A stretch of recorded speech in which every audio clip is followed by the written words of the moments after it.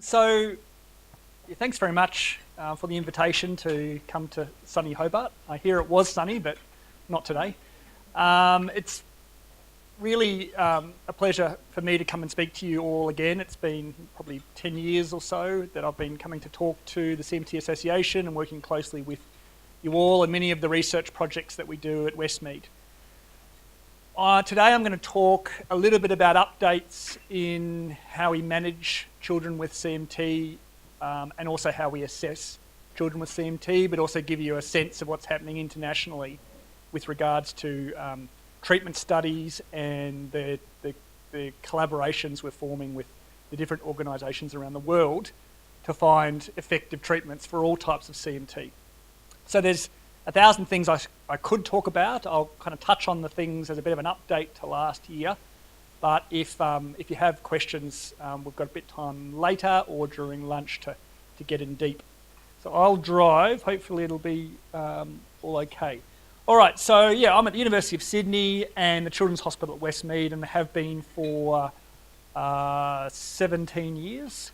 And this is the gate lab where we do all the assessments of children with CMT as part of the clinical service that we run, as part of the treatment studies that we run, the clinical trials, and all the different types of activities we do with kids with CMT. So we're seeing about 60 to 80 children a year at Westmead, and we've seen about 300 children over the last 10 years with CMT. So, is it increasing? No, the wait list is increasing, but the number of children is limited to us and the hospital fitting you all in. So there's a lot of interest in coming to a clinic like this, and we see as many as we can, normally every year or two, depending on how things are progressing. All right, here's the core team at the moment. Many of you will be familiar with some of these people and who have either come along and seen them in clinic or in research projects, or you've heard them speak. And so we have a multidisciplinary team. We have Liz there up on the left. She's an engineer. She's working on the 3D printing orthotics that I'll talk a bit about later. On the other side is Leanne. She's looking at hip dysplasia in CMT, so people having hip problems. On the bottom left is a new PhD student. She's the clinic coordinator. Her name's Gabe, and she's a dietitian. She's actually looking at the impact of body composition, whether overweight or underweight, and the impact of that on CMT and the level of disability that could contribute to. Paula in the middle has been around a long time. She's an occupational therapist. She looks primarily at hand problems in CMT. And then Manoj Menezes, who many of you will know, he's the paediatric neurologist that took over from Robert Ouvrier, and he's a medical director of the service. And for those that have kind of heard talks before and been involved in projects, from an alumni point of view, Mel Mandarakis, who was doing a lot of the infant scales for CMT, she's now a postdoctoral fellow in the Netherlands at Erasmus University, and Kayla Cornett, who's done a lot of the projects as well with you. She now has a postdoctoral fellowship at Columbia University, New York City, so they're having a great time. Okay, we heard a question earlier on about how we work together with the rest of the world that are looking to cure CMT.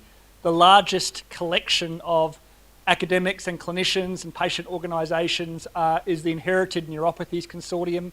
The Inherited Neuropathies Consortium, we've been going for 10 years. We've recruited 10,000 people with CMT across a variety of studies. Many people in this room would be involved in studies related to the Inherited Neuropathies Consortium. There's 28 hospitals around the world involved, and it's funded by the US government, the National Institutes of Health. So we've been fortunate to get 2 cycles of 5 years of funding, and we're submitting next week for the 3rd cycle of funding to hopefully keep it going for another 5 years. And what we focus on in the Inherited Neuropathy Consortium is getting everyone around the world to measure the disease severity of people with CMT, both children and adults, and then working very closely with the pharmaceutical companies who are busy looking for cures in animal studies to translate those into human studies. So there's approximately 10 drug candidates that have been found to be successful in mouse studies of CMT, and what we're doing now is translating them as quickly as we can into human trials. And so you'll hear a lot about that in the next 12 to 24 months, because other genetic diseases that have benefited from this type of approach are finding cures, and CMT is kind of the next cab off the rank, if you like. So it's an important and exciting time to understand everyone's CMT, understand the diagnosis of CMT, and then work on targeted treatments for CMT.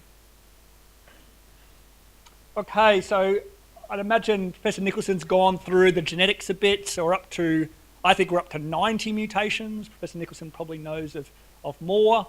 It's a problem, as you know, of axon and myelin. We've got the typical pes cavus or high arch foot, but we also have flat feet as well in some types of CMT. So this is really important to understand the exact diagnosis you've got, because the way it presents can be completely different. It obviously is a progressive disorder, which you know, and here we have a picture of a family who've come to clinic with the youngest daughter on the left and the grandmother on the right, and how the disease is progressing. We're looking increasingly at hand therapies to try and improve the strength and function of hands in different people with CMT. And interestingly and annoyingly, even though it's a peripheral neuropathy which should be affecting nerves and muscles in your hands and feet, we're increasingly seeing problems of bones around the hips. And so that's bringing a whole new dynamic to what the peripheral neuropathy is and how it's affecting other parts of the body that we didn't pay close attention to in the past. So we're increasingly looking at more what you call proximal problems, not just peripheral problems, to see how we can help there as well. And many of you will know about hip problems in CMT and will be experiencing them. Okay, so part of the work that I do is really trying to measure the impact of CMT across the lifespan, because if we can't measure it, we can't manage it. So I've spent a lot of time over the last 10 years trying to develop simple scales to get a sense of how your CMT is going. If we have a sense of how your CMT is going, we can then understand the prognosis, or what's expected to change over time in the future, and then more importantly, when therapies come through, if they actually work. We've been kind of standardising and coming up with universal ways to assess CMT. So every clinic in the consortium, so 28 hospitals around the world, are doing things exactly the same way. So those 10,000 patients I talked about have all been assessed in the same way. So if there's brilliant ideas in Milan or brilliant ideas in San Diego, we can quickly translate them to Hobart, Sydney, Melbourne, etc. And when drug trials come along and they're looking for maybe 100 patients with a rare type of CMT, let's say CMT4C, by having a big collective collaboration, we can say, well, actually, we know of 300 patients with CMT4C around the world, even though there's only 5 in Australia. And we can quickly contact those people, see if they'd like to be involved, and get closer to finding a cure. So, to start with, we have a CMT pediatric scale in the middle that anyone who has been to see us at the clinics in Sydney or Melbourne would have, as a child, between the ages of 3 and 18, would have had done. There's now an infant scale, which I'll touch on, and there's also an adult scale, which is an extension of the pediatric scale. So we've actually got one type of measure for the whole of life. And so with the CMT pediatric scale, we started with 130 measurements in 2003, and now we have 11 measurements. And so we can do this in 25 minutes. We have a standardised way of doing it, collected the same way all around the world. We understand exactly what's going on when we see the scores from this type of measurement. And it's a variety of measures that are mostly fun for the kids, hands, feet, walking, jumping, balance, all sorts of things that are affected in CMT. Okay, we have an online tool where this scale can be entered rather than on paper, can be entered straight into a calculator that generates a score automatically. And it generates a score from actually looking at healthy or children without CMT that are the same gender and age. So if a 4-year-old comes in, we compare the 4-year-old scores for the 6-minute walk test or the long jump with unaffected 4-year-old kids. And when they come back when they're 5, we compare it with 5-year-olds. The way we do that, and the reason we do that, is so we can compare the same child every year they come along, because they grow and develop and change. But it also means we can use the same scale for 3-year-olds and 18-year-olds. And what we're actually doing now is using the same scale from 3-year-olds to 100-year-olds by using that way of what's called normalising the measurement to the equivalent age and gender of people without CMT. And so this all gets done automatically with this calculator. Okay, and all of those kind of normative reference values of people that don't have CMT were collected in the 1000 Norms project.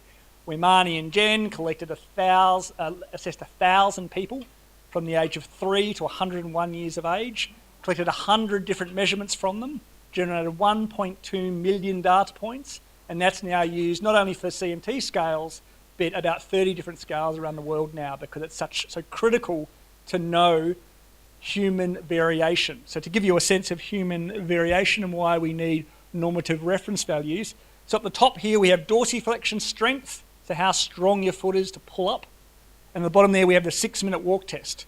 So to give you a sense, so the 6-minute walk test is you walk as far as you can in 6 minutes. It's kind of a universal standardized test for endurance and fatigue and coordination and balance and strength. All those dots there are the different people that did the test across the lifespan from the ages of 3 to 101 across the bottom. If you're a 40-year-old, a healthy 40-year-old without CMT, going fine, the variability of your normal 6-minute walk test ranges from 550 metres to 1.2 kilometres. So that's the normal variation to expect in the population. It's very important information to know when you're then looking at someone with CMT and thinking about how worthwhile or how effective a certain treatment is. Because in the old days we kind of say, hey, we've improved you by 8% or 12% or even 100%, but if you've only gone from sort of there to there, it's not that big a deal. It's more about how it tracks compared to your peers. And so normative reference values give us a lot of information about what to expect and what to aim for with treatment. Okay, and now we have data from the CMTPedS over a number of years. So we can actually now know how different types of CMT progress. So when you come and see us in clinic and go, hey, I've been diagnosed with CMT2A, what's likely to occur, we now know. And we didn't know this before 6 months ago. So it took us 9 years to generate this data, and we now know what to expect when your child comes in with about 30 types of CMT, what to expect over the next 2 years. So that's really important for you to understand, but also really important when you're designing treatments to think about how much benefit a treatment has to have to really have a positive impact over time. Because we know how the disease progresses, we know what we need to try and halt or even improve over time. So these data are really important for designing clinical trials and understanding a worthwhile effect.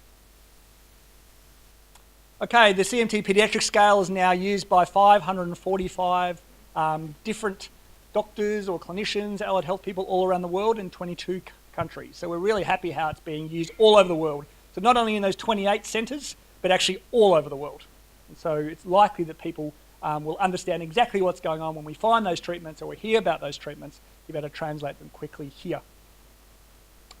Okay, it's been translated into French, into Italian, into Thai, into Spanish, and into Portuguese. So there's real keen interest on doing this in a universal way. So following from the pediatric scale, which is 3 to 18-year-olds, we now have the infant scale, which is from 0 to 3-year-olds. So this is a much trickier group to assess. They don't do the 6-minute walk test for you. They may walk for 6 minutes, but they'll never come back. So what we have now is a population that changes very dramatically from the age of 0 to the age of 3. So Mel Mandarakis, as part of her PhD, she looked at 60 different measures and what we could do with these kids to understand how their arms are working, how their legs are working, how their core strength are working, things like that. And through a series of statistical analysis processes and recruiting children in Thailand, USA, UK and Australia, we're now down to a 15-item, 15-minute scale. And what we've been able to do able to find out by doing the scale is we now have 15 items that can differentiate whether you have CMT or not under the age of 3, and also differentiate what type of CMT you have under the age of 3. So this has achieved much more than we thought it would. We actually didn't think we could tell the difference between healthy kids and kids with CMT under 3 most of the time, and definitely not between types, but this has actually come up as being particularly sensitive. It's in press in one of the leading neurology journals in the world called Brain, and the pharmaceutical companies are very excited about the idea that intervention could happen this early before all the problems actually take hold. And so pharmaceutical companies are concerned whether they'll be able to reverse the disease. It's likely they'll be able to halt the disease. So the earlier they intervene, the more likely it is that any progression going forward can be stopped. So we're very excited about this type of measure. And then finally, in the measurement point of view, we're now looking at the other end of the spectrum, which is adults. And so using the same CMT-PedS scale idea, we've now kind of opened it up to adults. So we removed a couple of things we don't think adults would like to do very much, such as long jump, and eyes closed, standing on one leg on a beam, which some of the kids like to have a go at. And we've added a couple of things like up and down stairs, and also what's called timed up and go, which is getting out of a chair, walking 10 metres, walking back, which is much more functionally relevant to adults. All right, so the next big measurement project, which we're writing into the next 5-year cycle of the grant, is looking at real-world function. So it's all good and well walking up corridors for 6 minutes to see how far you can walk on a level, flat, no bumps, standardised turns with a handrail and 2 physiotherapists following you in case you fall. What's going on in the real world? So as you know, there's so much technology now to actually capture normal movement, physical activity, what we call habitual or free living movement. So we're going to look at using the actigraph, which is the most precise measure of activity level, both from a walking step count, but also a sedentary point of view. It also looks at sleep and collects data continuously for 7 days. Okay, and so we're going to measure that in 600 people with CMT over the course of 3 years to get a sense of how much physical activity is really happening in your lives, and also how does that change over time. Because this could actually be a much more important measure of treatment success than how many laps you can do in a hospital corridor. But the problem with wearable sensors and free living is we can't control you. It's very hard to know what you got up to during that week and whether you were sick, you were a bit kind of lazy, you took a hike on the south-west track of Tasmania, and so there's a whole lot of other variables to bring into it, which is why we need lots and lots of people to be involved. So you'll be invited to be involved, hopefully, in the next year or so.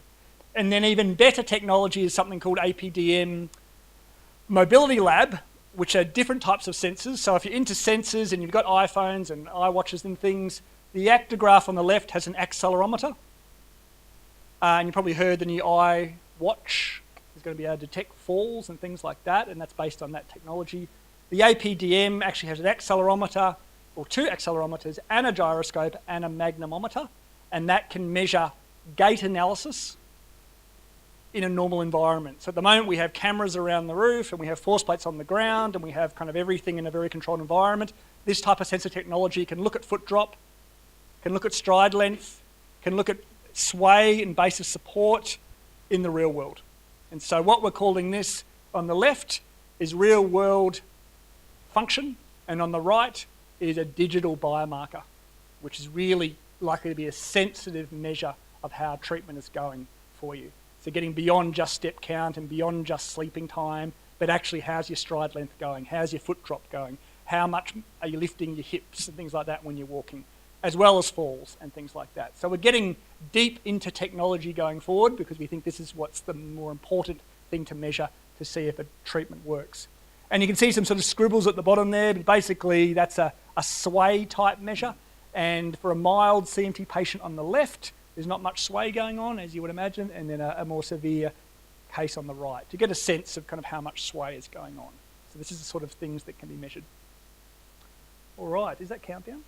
Fantastic. Okay, so treatments now. I've spoken about treatments in lots of ways in the past, and you've heard some of this before if you've been to the talks around orthoses and footwear and stretching and Botox and foot surgery and hand surgery and vitamin C and riboflavin and exercise.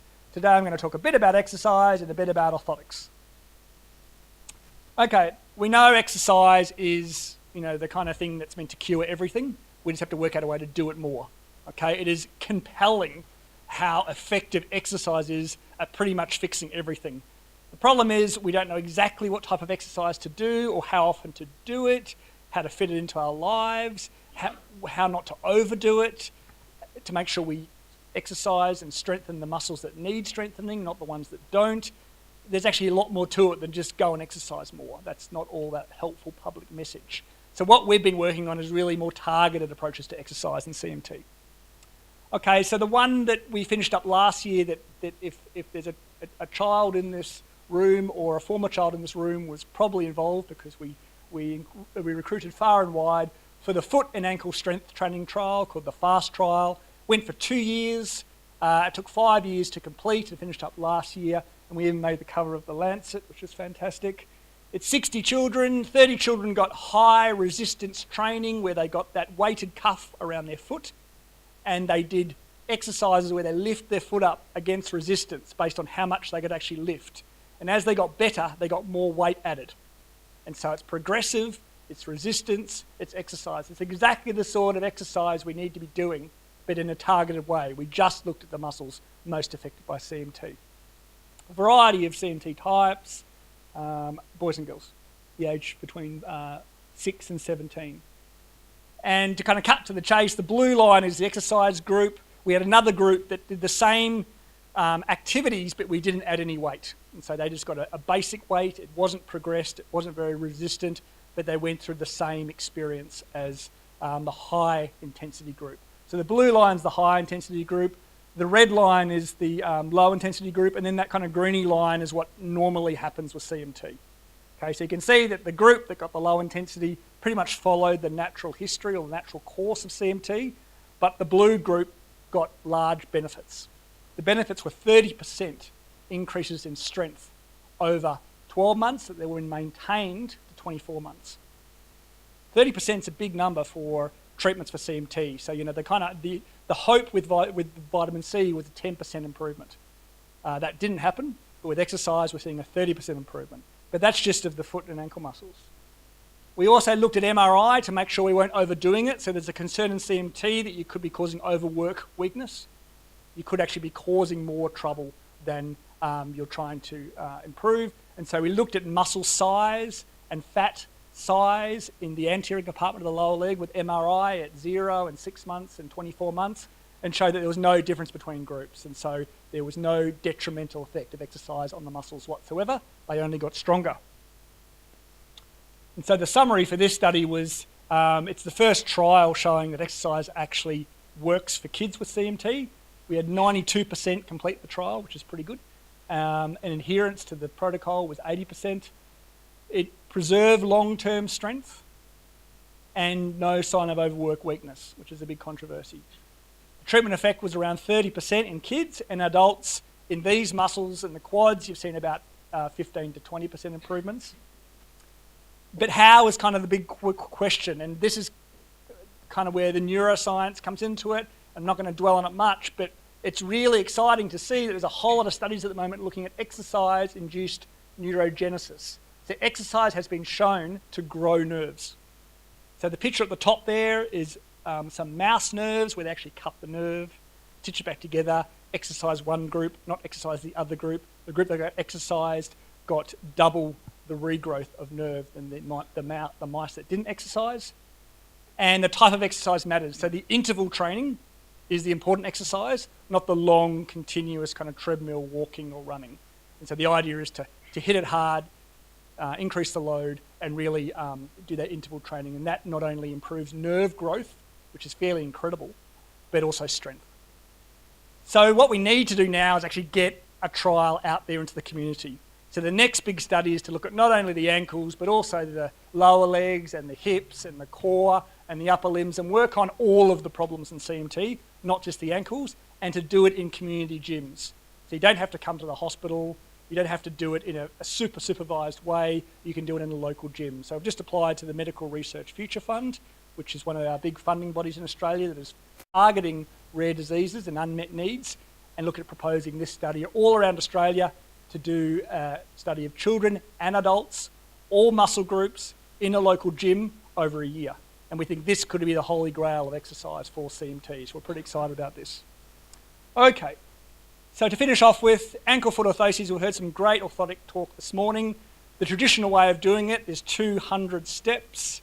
We're looking to try to improve things through 3D printing. You've heard about 3D printing before. I'll just give you a bit of an update as to where we're up to.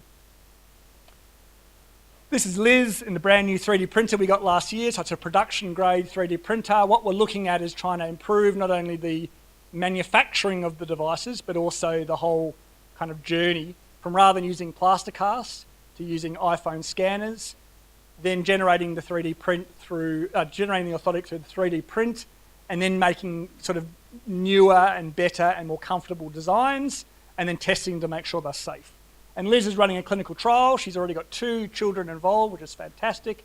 We're looking to recruit 8 more, and it's just going really, really well. And it'd be great, you know, to kind of have a talk later with the orthotic experts in the room to think about what the future of orthotic therapy is, because in a hospital workflow, we're really excited about 3D printing because currently it's a 6-month wait to get orthotics at Westmead. This could bring it down to 24 hours, and ideally, it could be done within the day and for a fraction of the current price. So we're pretty excited about where 3D printing could go. Okay, and just to finish off with, we've been waiting and looking and desperately in need of information about what to share with our therapists with CMT. And so 4 or 5 years ago, I started on a humongous standards of care document that is still going. But in the meantime, the CMTAA Association in the States got 30 experts together in Arizona last November, and over 3 days just worked through all the recommendations we could possibly make and put them into one document that's 15 pages long that has all the recommendations for orthotic therapy and stretching and strengthening and balance and hand function and everything. And it comes out on Monday, and it looks really fantastic. And we're so excited. So the minute that comes out, I'm going to share it with the CMT Association's website, give it to your doctors, give it to your physios, give it to everyone who needs to know more about what to do with you, but also get yourself skilled up to understand what's best for you and be your best advocate to get treatment. Thank you very much.